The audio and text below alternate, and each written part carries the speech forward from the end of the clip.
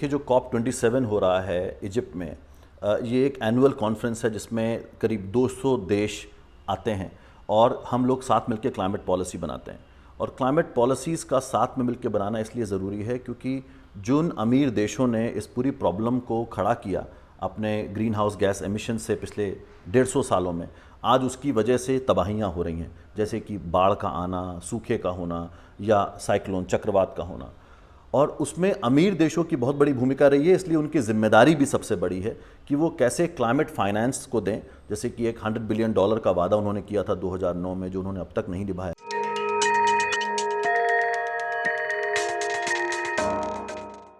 देखिए, चूंकि अमीर देशों ने अपने इंडस्ट्रियलाइजेशन से जो ग्रीन हाउस गैस एमिशंस किए उसकी वजह से क्राइसिस है, तो उनकी जिम्मेदारी बनती है कि वो विकासशील देशों को सपोर्ट करें ताकि हम लोग अपनी इकोनॉमी को ग्रीन कर सकें, यानी कि विंड एनर्जी, सोलर एनर्जी, उसमें इन्वेस्ट कर सकें और तैयार हो सकें जिस तरह की आपदाएं आ रही हैं उनसे जूझने के लिए।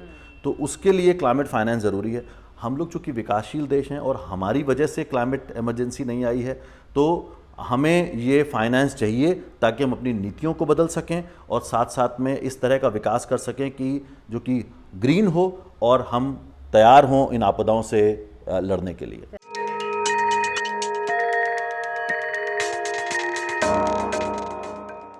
देखिए, एक तो है कि जो टेक्नोलॉजी और फाइनेंशियल सपोर्ट देना है अमीर देशों को ताकि हम लोग ज़्यादा से ज़्यादा पवन ऊर्जा और सौर ऊर्जा में और जंगलों को बचाने में इन्वेस्ट कर सकें, उसको हम मिटिगेशन बोलते हैं।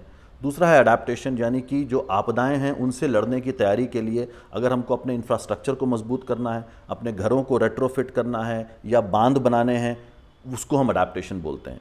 और तीसरा जो नया आयाम अभी खुला है वो ये कि जिस तरह से तबाही बढ़ रही है इन आपदाओं से, उससे उबरने के लिए अब हमारे पास उतना पैसा नहीं है। तो गरीब देश खास तौर से स्ट्रगल कर रहे हैं, एक के बाद एक आपदाएं आ रही हैं, तो कैसे उनको हम रिलीफ दें ताकि वो अपने घर दोबारा से बना सकें, दोबारा से खेती कर सकें और जो इंफ्रास्ट्रक्चर डैमेज होता है उसको रिपेयर कर सकें, जिसको हम लॉस एंड डैमेज बोलते हैं। तो अब ये तीनों आयाम जो हैं क्लाइमेट एक्शन के, इनके लिए क्लाइमेट फाइनेंस आने की ज़रूरत है।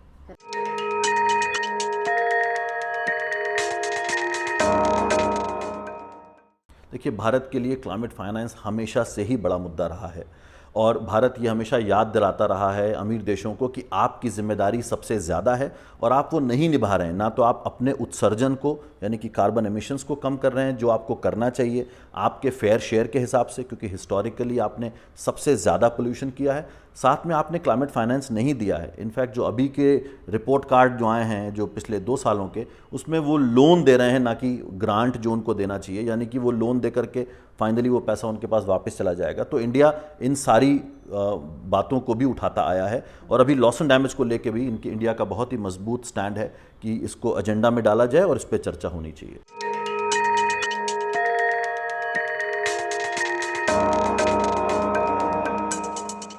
बिल्कुल, क्लाइमेट फाइनेंस तो सबसे बड़ा मुद्दा होगा और इजिप्ट ने, जो कि प्रेसिडेंसी होगी COP27 की, उसने इम्प्लीमेंटेशन पे बहुत ध्यान दिया। तो वादे तो बहुत हो रहे हैं पिछले कई सालों से, लेकिन उन वादों को ज़मीन पे नहीं उतारा जा रहा है। तो कैसे हम उनको इम्प्लीमेंट करें, जिसमें फिर अगर फाइनेंस नहीं है तो कैसे इम्प्लीमेंट करेंगे, तो उस पर बहुत जोर होगा। तो डेफिनेटली क्लाइमेट फाइनेंस इन तीनों मुद्दों के लिए, मिटिगेशन, अडेप्टेशन और लॉस एंड डैमेज के लिए एक बहुत ही बड़ा मुद्दा होगा।